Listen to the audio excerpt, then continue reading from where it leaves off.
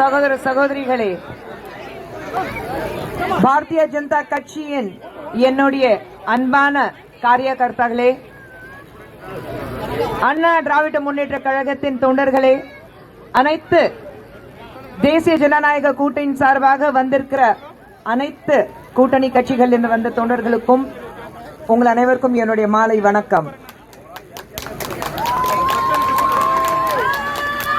சந்தோஷமா இருக்கு. கோவையின் மகளுக்காக, கோவையின் மருமகள் வாக்சேகரிக்காக வந்திருக்கா. ஆக மொத்தத்துல 2 பேருக்கு இந்த ஊர் தான், அதுல எந்த சந்தேகமும் வேண்டாம். கடந்த 30 வருடங்களாக கோவையின் மருமகளாய் இன்னைக்கு தமிழ்நாட்டின் மகளாக நான் இங்க வாழ்ந்துட்டு இருக்கேன். அந்த அளவுக்கு அன்பு பாசம் கொடுத்துட்டு என்னை ஏத்துக்கிட்டு எனக்கு பேர் புகழ் பணம் மட்டுமல்ல, எனக்கு ஒரு குடும்பமும் நீங்க தந்திருக்கீங்க. அதுக்காக உங்களுக்கு கோடி கோடி கோடி கோடின்னு வணக்கம்.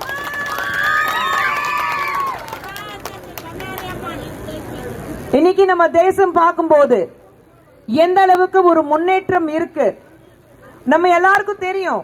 ஒரு காலத்துல பாரத தேசம் பார்க்கும்போது, வெளியிலிருந்து பார்க்கும்போது வெறும் வறுமை, அழுக்கு, எல்லாரும் கஷ்டத்துல இருக்காங்க, இல்ல ஊழல், இதுக்கு மட்டும்தான் நம்ம பாரத தேசத்துக்கு பேர் பண்ணுது. வெளியிலிருந்து பார்க்கும்போது அப்படிதான் சொல்லிட்டு இருந்தாங்க. யார் இங்க வந்தாலும் எங்க என்ன அழுக்கு இருக்கு அது பார்க்கணும், என்ன ஊழல் நடந்திருக்கு அதுதான் ஒரு ஹெட்லைன் நியூஸ் இருக்கணும். ஆனா இன்னைக்கு உலகத்திலேயே 3வது இடத்துல இருக்கிற நம்ம பாரத தேசம், அதுக்கு ஒரே காரணம் நம்மளுடைய பிரதமர் நரேந்திர மோடி அவர்கள். தமிழகத்துக்கு எவ்வளவு பண்ணலாம். புரட்சி தலைவர் அவர்கள் இருக்கும்போது தமிழ்நாடு எப்படி இருந்தது, அம்மா ஜெயலலிதா அவர்கள் ஆட்சி இருக்கும் போது தமிழகத்தில் எவ்வளவு முன்னேற்றத்தை பார்த்தோம். ஒரு வரலாறு படிச்சிருக்காங்க. தமிழ்நாட்டிலே பேக் டு பேக் எந்த கட்சியும் வந்ததே கிடையாது, வரவும் மாட்டாங்கன்னு சொல்லும் போது பேக் டு பேக் அம்மா வந்தாங்க. என்னால முடியும் சொல்லிட்டு காமிச்சாங்க. ஒரு பெண்ணுடைய தைரியம் எப்படி இருக்கணும், ஒரு பெண்ணுடைய எப்படி வாழணும், அப்படி எல்லாமே நமக்கு சொல்லிக் கொடுத்தது அம்மா ஜெயலலிதா அவர்கள். ஆனா இன்னைக்கு தமிழகத்துடைய நிலைமை நினைச்சு பாருங்க. 2016 இருந்து 2021 வரைக்கும் எடப்பாடியார் அவர்கள் முதலமைச்சராக இருக்கும் போது நமக்கு பாதுகாப்பு இருந்தது. ஆனா இன்னைக்கு 2021 இருந்து 2025 வரைக்கும் பெண்கள் மீது நடந்துட்டு இருக்கிற கொடுமைகள், பாலியல் தொல்லைகள், கொடுமைகள், எக்ஸால்ட் எல்லாமே பார்க்கும்போது எங்க ஒரு கிட்டத்தட்ட 300% மேலே போயிருக்கு. இன்னைக்கு தமிழகத்தில் பெண்கள் வெளியில போகும்போது பயப்படுறாங்க. ஒரு சின்ன இடம் அப்படி தாண்டி ஒரு யாருமே அந்த தெருவில் இல்லைன்னா அங்க போறதுக்கு பயந்துட்டு 10 தடவை போன் பண்றாங்க. கையில பெப்பர் ஸ்ப்ரே வச்சுட்டு போறாங்க. திரும்பி நம்ம பெண் குழந்தைங்க திரும்பி வீட்டுக்கு வரும்போது ஒரு 5 நிமிஷம் லேட் ஆச்சுன்னா பதறி போறோம். நம்ம பெண் குழந்தைங்க பள்ளிக்கூடத்துக்கு போனாலும் சரி, கல்லூரிக்கு போனாலும் சரி, வேலைக்கு போனாலும் சரி பயப்படுவோம். எங்க வந்து அவங்க திரும்பி வீட்டுக்கு வர வரைக்கும் வயிற்றுல நெருப்பு கட்டிட்டு உக்காந்துட்டு இருக்கோம். ஆனா இப்போ திமுக ஆட்சியில அது தாண்டி இன்னும் கொஞ்சம் அதிகமா இருக்குங்க. தமிழ்நாட்டுடைய கலாச்சாரம் என்ன, கலாச்சாரம் பத்தி பேசும்போது இன்னைக்கு தமிழகத்துடைய கலாச்சாரம் போதை கலாச்சாரமாக மாறி இருக்கு. எங்க போனாலும் உங்களுக்கு போதை பொருட்கள் ஈஸியாக கைக்கு வருது. 7வது படிக்கிற பசங்க, 8வது படிக்கிற பசங்க, 12வது கிளாஸ்ல படிக்கிற பசங்க, இல்ல கல்லூரி வாசல்ல போதை பொருட்களுக்கு ஆளை இன்னைக்கு அவங்களுடைய வாழ்க்கை நாசமாய் போய் கிடக்குது. ரோட்ல நடக்கும்போது பெண்களுக்கு பாதுகாப்பு இல்லைன்னா இப்போ எல்லாம் நீங்க பாத்திருக்கீங்க. ஒரு வாரத்துக்கு முன்னாடி வீட்டுக்குள்ள 4 பேர் கஞ்சா போதையில வீட்டுக்குள்ள புகுந்து ஒரு பெண் மேல தாக்குதல் நடந்திருக்கு. உயிருக்கு போராடிட்டு இருக்கா அந்த குழந்தை ஹாஸ்பிட்டல்ல. எங்க போயிட்டு கொண்டு இருக்காங்க இவங்க, எங்க கொண்டு போய் நிக்க போறாங்க?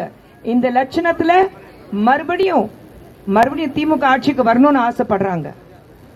ஆனா நம்ம சகோதரி இந்த மண்ணோடைய மகள் வானதி அவர்கள் நீங்க பாத்தீங்கன்னா பாரதிய ஜனதா கட்சியின் மகிழா மோர்ச்சா தேசிய பிரசிடென்ட் இருந்தும் அவங்க எவ்வளவு நல்ல விஷயங்கள் உங்களுக்கு செஞ்சு கொடுத்திருக்காங்க. கோயம்புத்தூர் சவுத்ல இருக்கும்போது பெண்களுக்கு என்ன நல்ல வசதிகள் பண்ணி கொடுக்க முடியுமோ பண்ணி கொடுத்திருக்காங்க. புதுசா தாய்ப்பால் கொடுக்கிற ஒரு தாய் இருந்தாலும் 2 வயசு வரைக்கும் குழந்தைங்க இருந்தாலும் அவங்களுக்கு பால் ஃப்ரீயா பண்ணி கொடுத்தாங்க. அதே மாதிரி பிரதமர் மோடி அவருடைய திட்டத்தின் கீழ் எவ்வளவு நல்ல பெண் திட்டங்கள் எவ்வளவு இருக்கு, எல்லாமே உங்க வீடு தேடி வந்திருக்கு. பெண்கள் வந்து சொந்த காலில் நிக்கணும். எம்பவர்மெண்ட் ஆஃப் விமன் டுடே நான் சொல்றோம். பெண்கள் வந்து சொந்த காலில் நிக்கணும். இன்னைக்கு பிரதமர் மோடி அவர்கள் பல நாட்களுடைய கனவு நம்மளுடைய 33% பெண்களுடைய ரிசர்வேஷன் பில் பிரதமர் மோடி அவர்கள் சாத்தியமாக்கி காமிச்சிருக்காரு. ஏன்னா பெண்கள் முன்னேறினாதான் இந்த நாடு முன்னேறும் சொல்லுவாங்க. ஆனா திமுக இருந்து பெண்கள் முன்னேறக்கூடாது, பெண்கள் முன்னேறக்கூடாது, பெண்கள் நமக்கு அடிமையாக இருக்கணும்னு நினைக்கிறவங்க. நான் கேட்கிறேன், திமுக இருந்து உங்களுக்கு 1000 ரூபாய் கொடுத்தோங்கிறாங்க. 1000 ரூபாய் எப்போங்க கொடுத்தாங்க? வந்தோடனே கொடுத்துட்டாங்களா? எடப்பாடியார் அவர்கள் 28 மாதங்கள் சட்டசபையில குரல் கொடுத்து கஷ்டப்பட்டு உங்களுக்கு வாங்கி கொடுத்தாரு. அதே மாதிரி இன்னைக்கு பெண்களுக்கு வந்து இலவசமாக பஸ்ல பயணம் இருக்குன்னு திமுக காரங்க சொல்றாங்க. ஆனா அதே திமுக இருக்கிற ஒரு அமைச்சர் என்ன சொல்றாரு? ஓசியில தானே போற நீ, ஓசியில தானே பஸ்ல வந்து ஓசியில தானே போற கேட்கிறாரு. நீங்க கேட்டீங்களா ஓசியில போறதுக்கு? இன்னொன்னு அமைச்சர் என்ன சொல்றாரு? 1000 ரூபாய் கொடுக்குறோம், அதுல லிப்ஸ்டிக் வாங்கிட்டு நீ அழகுபடுத்துற. நீங்க லிப்ஸ்டிக் போட்டுட்டு 1000 ரூபாய் வாங்குறீங்க, லிப்ஸ்டிக் வாங்குறதுக்கு 1000 ரூபாய் வாங்குறீங்க. என்ன பேச்சு? பெண்கள் விமர்சிக்கும் போது எப்படி அசிங்கமா விமர்சிச்சுட்டு இருக்காங்க. தகாத வார்த்தையால பெண்கள் விமர்சிக்கிறாங்க. ஏன்னா பெண்கள் முன்னேறக்கூடாது, அவங்க மட்டும் ஒரு ஆணாதிக்கத்துல அவங்க உட்கார்ந்துட்டு இருக்காங்க. ஆனா இப்போ நீங்க பாத்தீங்கன்னா நம்மளுடைய தேசிய ஜனநாயக கூட்டணி ஜெயிச்சாதான் நல்ல திட்டங்கள் உங்க வீடு தேடி வரும்.